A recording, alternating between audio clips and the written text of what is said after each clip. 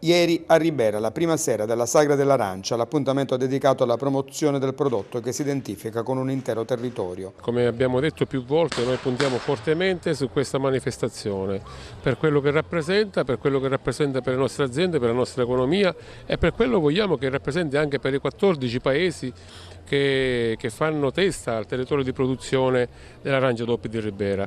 Per cui è normale, quest'anno abbiamo corso contro il tempo, però siamo riusciti a tirare su un programma ambizioso. Cercheremo appunto di continuare l'impegno dell'anno scorso, cercando anche alla prossima amministrazione di lasciare qualcosa di tangibile, di concreto su cui lavorare e su cui migliorarsi. Gli show cooking hanno catalizzato l'attenzione principale.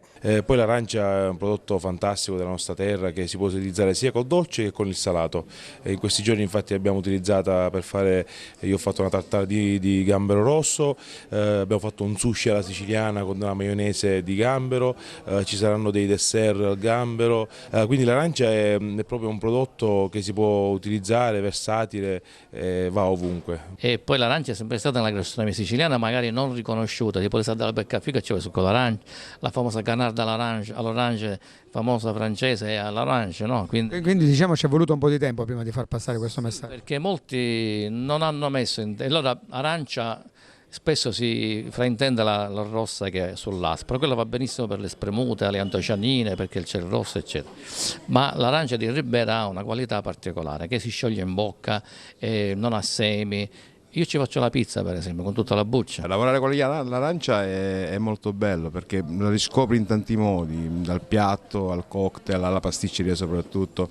Questa sagra abbiamo cercato di puntare molto sul discorso di gourmet. Abbiamo cercato di sfruttare l'arancia in una certa maniera, se infatti chi viene ha la fortuna di venire al Villaggio del Gusto lo può trovare in tante maniere. Abbiamo fatto un giro del mondo, abbiamo il sushi all'arancia, abbiamo l'hamburger all'arancia, abbiamo il couscous all'arancia, abbiamo dei prodotti tipici. Arancia in tutte le salse. In tutte le salse abbiamo cercato di fare tutto. Si continua stasera e domani tra Piazza Duomo e il centro di aggregazione giovanile. Dottore Pesciuto, un consorzio di tutela che è in salute?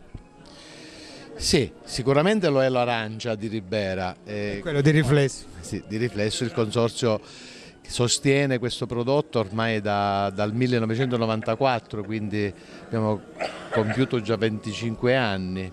Certamente il consorzio è stato l'ideatore del marchio, prima Riberella poi della DOP, sia il marchio Riberella che la DOP sono stati certamente gli elementi che hanno prodotto questo successo a livello ormai europeo.